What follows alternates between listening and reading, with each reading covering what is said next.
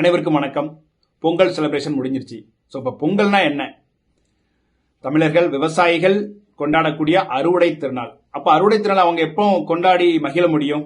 அவங்க விவசாய நிலத்துல அவங்க விளைய வைத்த பொருட்கள் நல்ல விலைக்கு அரசாங்கம் வாங்கணும். அப்படி இல்லை அப்படின்னா அதை வாங்கக்கூடிய மீடியேட்டர்ஸ் நல்ல விலைக்கு வாங்கணும். இல்லை மக்களாகிய நாம் அதை நல்ல விலைக்கு வாங்கினாதான் விவசாயிகள் சந்தோஷமாக கொண்டாட முடியும் இந்த அறுவடை திருநாள். அதற்கு பெயர் தான் பொங்கல். அதெல்லாம் எனக்கு தெரியாதுண்ணே.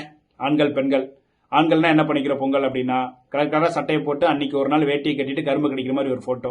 பெண்கள் அன்னைக்கு புதுசாக ஒரு சாரியை கட்டிட்டு பொங்கல் விடுற மாதிரி ஒரு போட்டோ. கோலம் ரோட்ல மாடு நடந்து போறதுனா அந்த மாடே பார்த்து மிரள்ற மாதிரி மாடோட டயக்ராம் ஒரு கோலமா போட்டு அந்த மாடை மிரள விடுறது. இதுதான் பொங்கலாக நினைத்து கொண்டிருக்கிறோம். அது கிடையாது. அப்ப எல்லாம் செய்யக்கூடாதுன்னா எதுவுமே கிடையாது. தாராளமா நம்ம கொண்டாடணும். ஆனால் எப்படி சேர்ந்து கொண்டாடணும் அப்படின்னா அடுத்த முறை விவசாயிகள் தங்கள் கோரிக்கையை அரசாங்கத்துக்கு முன்வைக்கும் போது அவர்களின் பக்கம் நான் நிற்க வேண்டும்.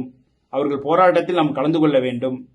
எல்லாரும் போராட்டத்துக்கு போக முடியுமானா எல்லாராலையும் போக முடியாது. அட்லீஸ்ட் நம்மளோட பங்களிப்பு ஒன்று நம்ம இன் பர்சனா அவங்களுக்கு போய் அந்த போராட்டத்தை கலந்துக்கலாம். இல்லையா அவங்களுக்கு ஏதாவது நிதி பங்களிப்பு கொடுக்கலாம்.